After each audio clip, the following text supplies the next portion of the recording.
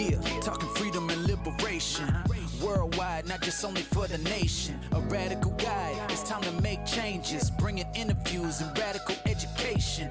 Yeah, a better future, what we really need. Welcome to episode 10 of A Radical Podcast. I'm your host, Jason Bayless. In this episode, we dive into the profound history, challenges, and triumphs of Indigenous resistance movements across the globe.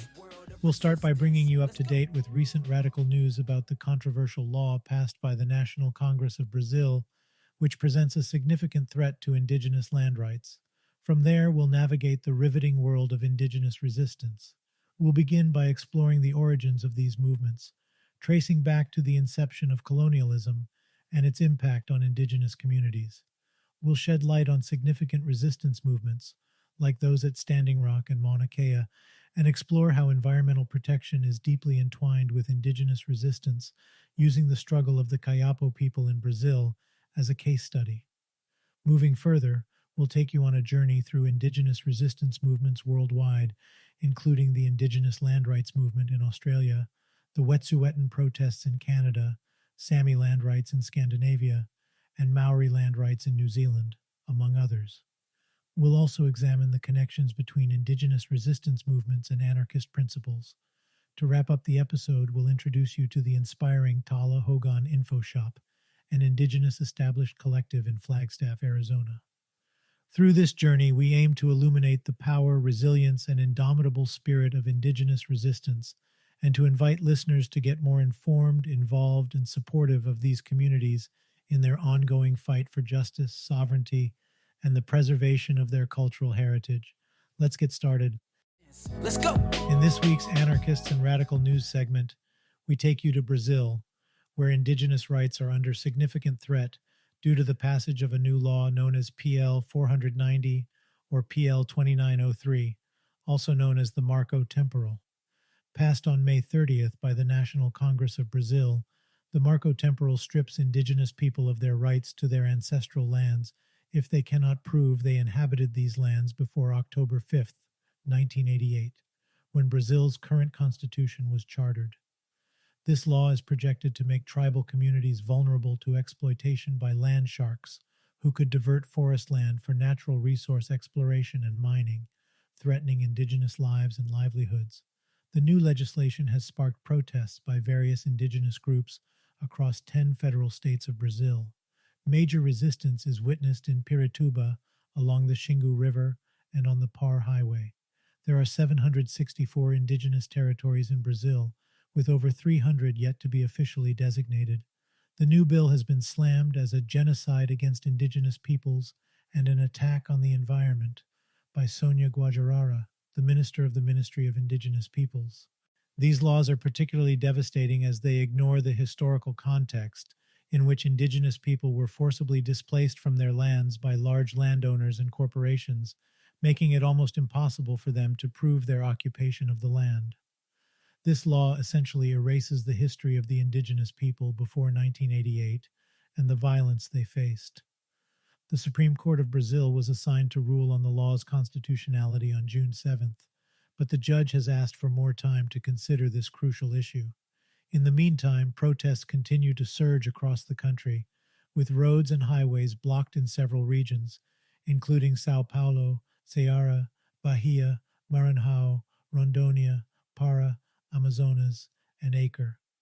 Regrettably, these protesters face harsh repression from the military police, who have used water cannons, tear gas, and pepper spray to suppress the demonstrations. On June 4th, a large protest erupted in Pirituba, north zone of São Paulo, and the military police have been criticized for their heavy-handed tactics.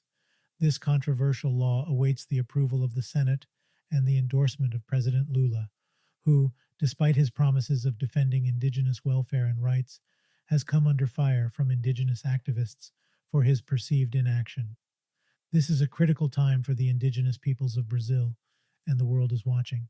We will continue to keep you updated on this evolving situation. Stay tuned to A Radical Podcast for more updates on anarchists and radical happenings worldwide. A radical guide, that's what this is. Highlighting the diverse world of resistance. In this episode's Resistance Around the World segment, we dive into a vital and resilient phenomenon that spans continents, cultures, and centuries. Indigenous resistance. Indigenous resistance refers to the myriad ways Indigenous peoples have opposed, challenged, and resisted the injustices and impositions of colonial and neocolonial powers. This resistance can take many forms, including but not limited to legal battles, direct actions, advocacy for sovereignty, cultural revitalization, land and water protection, and the preservation of traditional knowledge. Rooted in centuries of resilience and struggle, Indigenous resistance movements seek to protect Indigenous lands, rights, cultures, and ways of life against ongoing colonization, exploitation, and erasure. Historically, Indigenous resistance has responded to the devastating impacts of colonization, which disrupted Indigenous ways of life, usurped land and resources, and imposed alien governance systems, economics, and belief. From armed resistance and diplomatic negotiation to nonviolent protest and legal action, Indigenous peoples have utilized various strategies to challenge, resist, and survive these impositions. Over time, these struggles have adapted and evolved, responding to changing forms of colonialism and oppression, including state violence, forced assimilation, cultural erasure, and environmental degradation. Despite this immense adversity, Indigenous communities worldwide have defended their rights, asserted their identities, and upheld their distinct ways of being within and against the dominant society. This segment will look at the diverse forms and instances of Indigenous resistance worldwide, highlighting notable movements such as the protests at Standing Rock and Mauna Kea. We'll explore how environmental stewardship is crucial to many Indigenous resistance efforts, such as the Kayapo people's fight to protect the Amazon rainforest. We will also examine the intersections between Indigenous resistance and anarchist principles, highlighting how Indigenous movements can inform and influence anarchist thinking. As we navigate this complex and powerful topic, we invite you to reflect on the interconnected struggles for Indigenous rights, autonomy, and ecological balance. As we dive deeper into the narrative of Indigenous resistance, it's crucial to understand that this resistance is far from a recent phenomenon. It's deeply rooted in the history of Indigenous peoples worldwide and dates back to the first contact with colonizers. From the arrival of Christopher Columbus in the Americas to the British colonization of Australia, Indigenous peoples have steadfastly resisted the assault on their lands, cultures, and ways of life. Colonization was not merely the displacement of one group by another, it was a process that sought to disrupt, dismantle, and ultimately replace Indigenous political systems, economies, societies, and cultures. Indigenous communities bore the brunt of this violent upheaval, which included forced removal from ancestral lands, imposition of foreign political structures, the introduction of disease, and assault on Indigenous cultures, languages, and spiritual practices. But even amid such seismic changes, Indigenous peoples did not passively accept their fate. Indigenous communities fiercely resisted colonial invasion, from the Mapuche resistance against Spanish colonizers in Chile, the Pueblo Revolt in the American Southwest, and the Zulu resistance against British forces in South Africa. These were not isolated instances of rebellion, but part of a larger fabric of ongoing Indigenous resistance. Each act of resistance, large or small, was a testament to Indigenous resilience and a refusal to be erased or assimilated. Despite facing overwhelming odds, these movements often resisted colonial rule, preserving cultural traditions, maintaining political autonomy, and retaining a connection to their lands. This resistance has continued into the modern era, morphing and evolving to meet new challenges. Today, Indigenous resistance movements grapple with issues such as forced assimilation, cultural appropriation, environmental destruction, and violation of treaty rights. As we will see in the following sections, Indigenous communities continue to deploy diverse strategies to confront these challenges, standing firm in their assertion of rights and identity. To further illustrate the contemporary realities of Indigenous resistance, let's look at two notable movements that have captured global attention: the Standing Rock protests in the United States and the Mauna Kea movement in Hawaii. The Standing Rock protests. In the heart of North Dakota, the Dakota Access Pipeline became the focal point of one of the most significant Indigenous resistance movements in recent U.S. history. Starting in 2016, The Standing Rock Sioux tribe and thousands of water protectors from other indigenous nations and allies staged a prolonged protest against the pipeline's construction. Their main concern was that the pipeline would cross beneath the Missouri River, the primary water source for the Standing Rock, posing significant environmental risks. Moreover, the construction threatened to desecrate ancestral lands and burial grounds, violating the tribe's treaty rights. The Standing Rock protests underscored the interconnected nature of indigenous resistance movements, which often intertwine the defense of land rights, environmental protection, cultural preservation, and sovereignty. Meanwhile, another indigenous resistance movement in Hawaii has been ongoing across the Pacific. Mauna Kea, a sacred mountain to the native Hawaiian people, became a site of contention when plans were announced to build the 30-meter telescope, TMT, at its peak. Opponents argue that the construction would desecrate the sacred site, which holds deep cultural and spiritual significance. Despite legal challenges and public protests, plans for the telescope have continued to move forward, prompting a resurgence of native Hawaiian activism centered around the slogan, "Protect Mauna Kea." Like Standing Rock, the Mauna Kea movement has galvanized a broad base of support, drawing attention to the issues of indigenous cultural rights, land sovereignty, and environmental stewardship. In the context of global indigenous resistance, movements like Standing Rock and Mauna Kea exemplify indigenous communities' resilience, determination, and unity in the face of ongoing threats to their sovereignty, culture, and environment. They serve as stark reminders that the struggle for indigenous rights is far from over, while also symbolizing the continued vitality and power of indigenous resistance. Inherent to many indigenous resistance movements is the deep-seated commitment to environmental justice. Indigenous cultures across the globe are entwined with their ancestral lands, viewing themselves not as mere inhabitants but as stewards and caretakers. When these territories are threatened by destructive practices such as industrialization, deforestation, and mining, indigenous communities stand at the forefront as the planet's most fervent defenders. Their role in environmental protection is pivotal. Indigenous territories are home to an estimated 80% of the world's biodiversity, making their protection efforts critical for global conservation. But it's not just about safeguarding the environment. Their fight extends to preserving their cultures, livelihoods, and sovereignty, each deeply interconnected and inextricably linked to the land.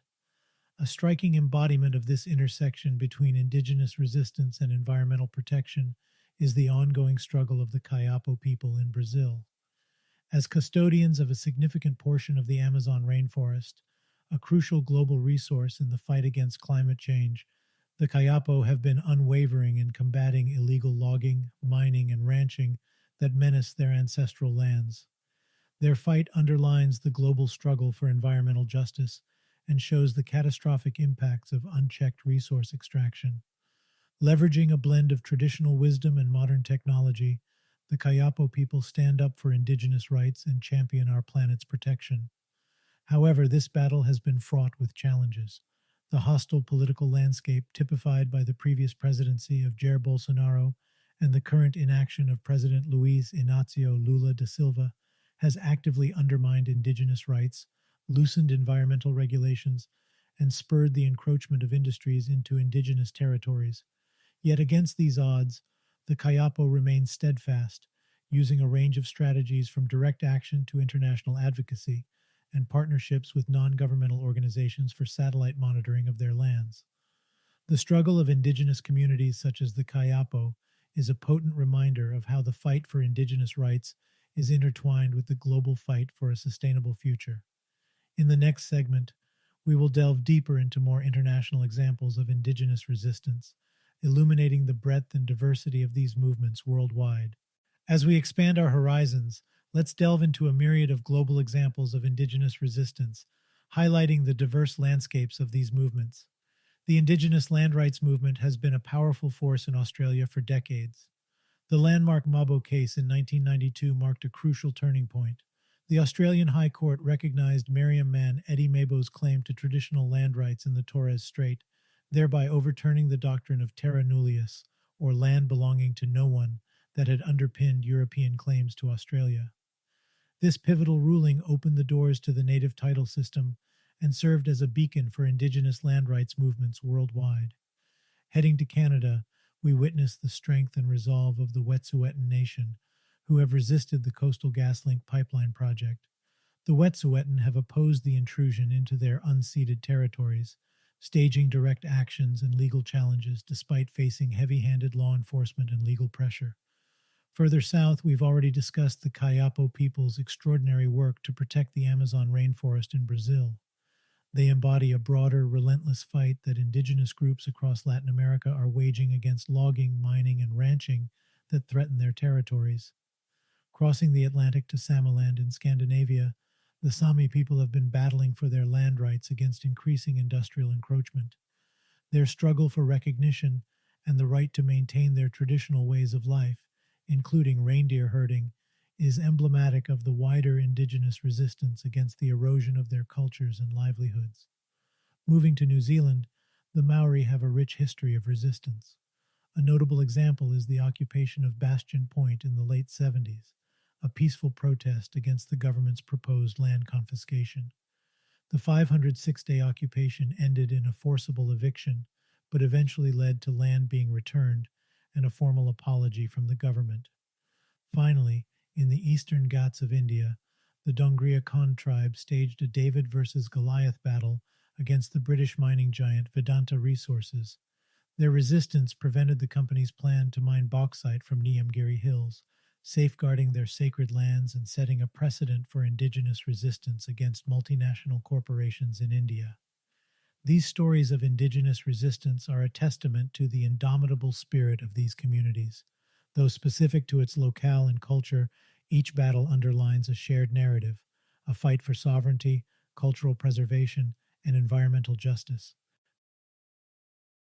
Moving into a different dimension of our discussion, we'll examine the relationship between indigenous resistance movements and anarchist principles.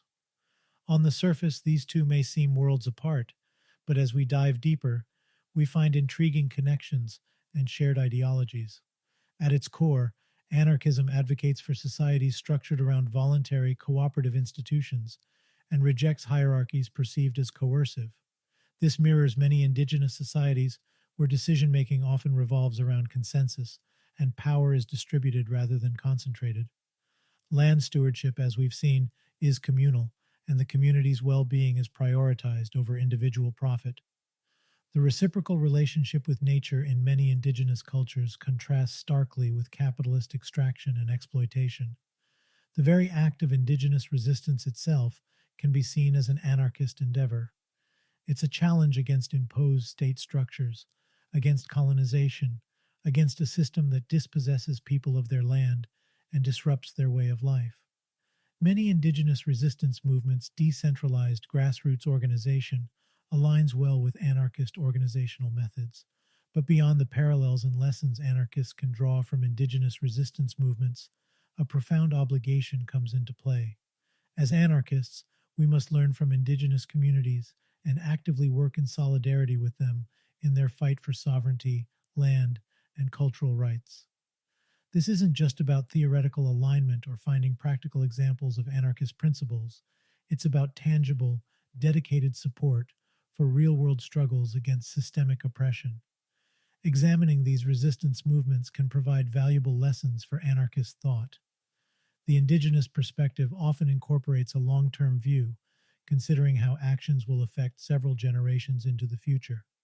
This contrasts the short-term, profit-driven mentality that dominates much of contemporary decision-making and can be a powerful lesson for broader societal change.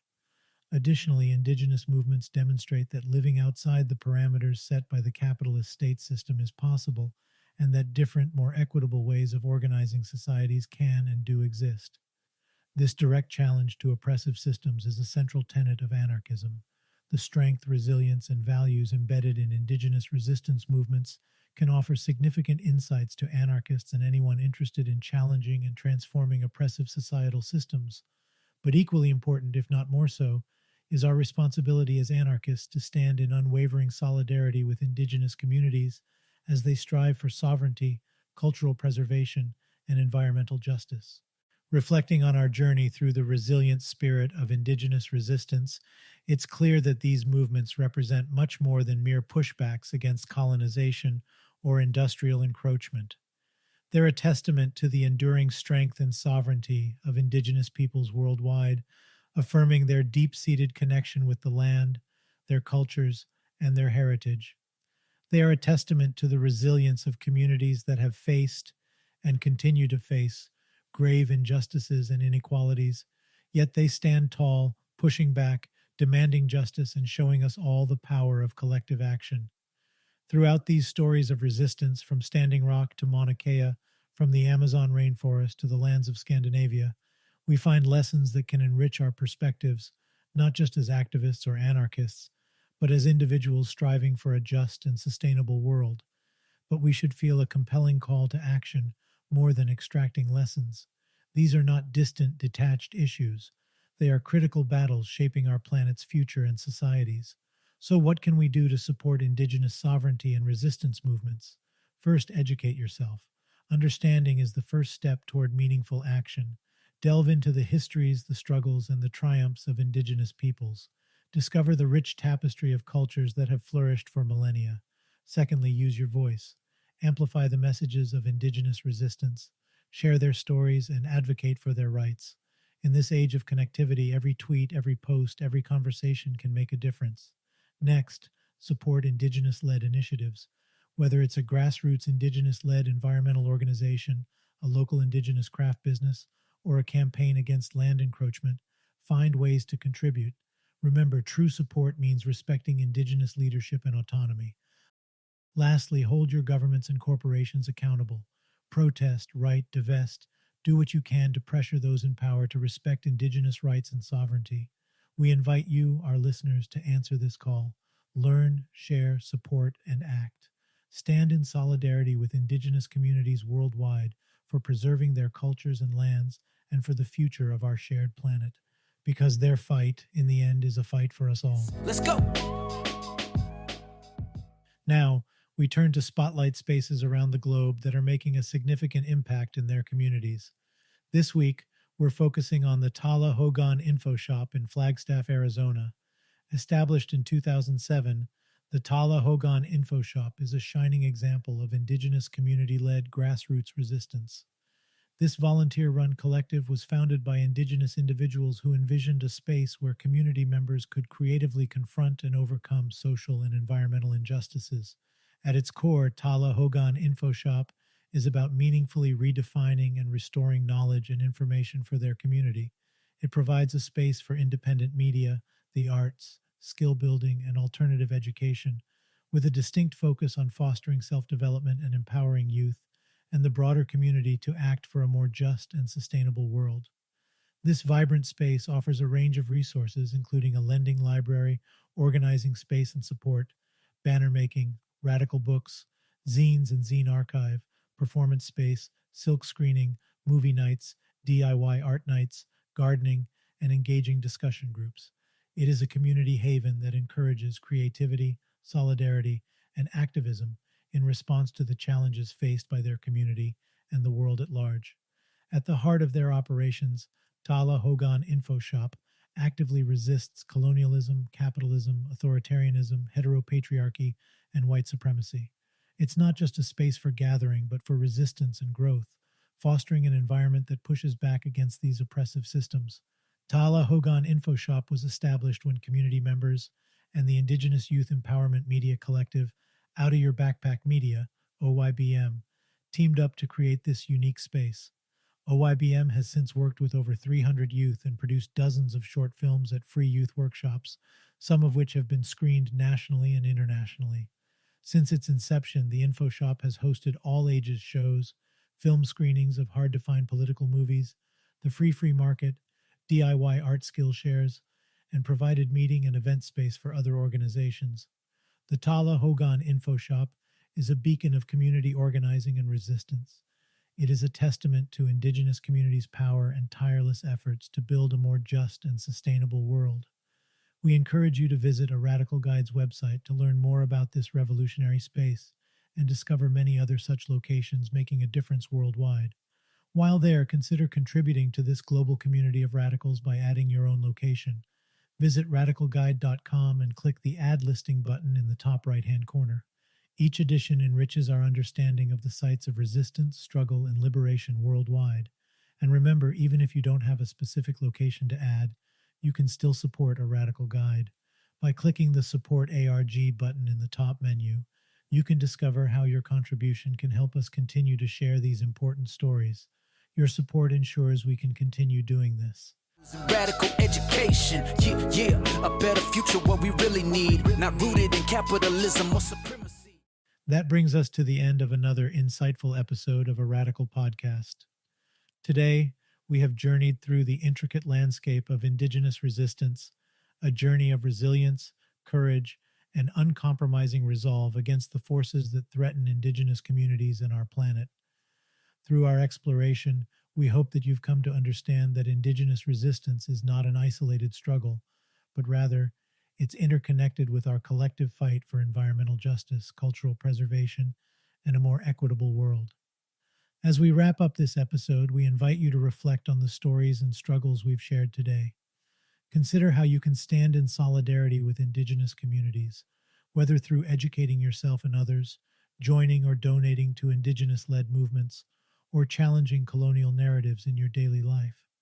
Supporting Indigenous resistance is about seeking justice for the past and working towards a better future, one in which sovereignty is respected, cultural diversity is celebrated, and our environment is protected. To stay updated with more such movements and spaces of resistance, visit a Radical Guide at radicalguide.com. You can contribute to the Radical community by adding a location. Just click the Add Listing button in the top right-hand corner. Each edition enriches our understanding of the sites of resistance, struggle, and liberation worldwide. Until our next deep dive together, don't forget to subscribe to a Radical Podcast on YouTube or your favorite podcast platform. Our promise is to keep sparking engaging conversations and provoking thoughtful discussions. Remember, in the words of Angela Davis, radical simply means grasping things at the root. Yeah, talking freedom and liberation, worldwide, not just only for the nation. A radical guide, it's time to make changes, bringing interviews and radical education. Yeah, a better future, what we really need, not rooted in capitalism or supremacy. Yeah, trust, you don't want to miss it. We bring the truth right to you, the past, present, and future. Let's go. A radical guide, that's what this is, highlighting the diverse world of resistance. Let's go.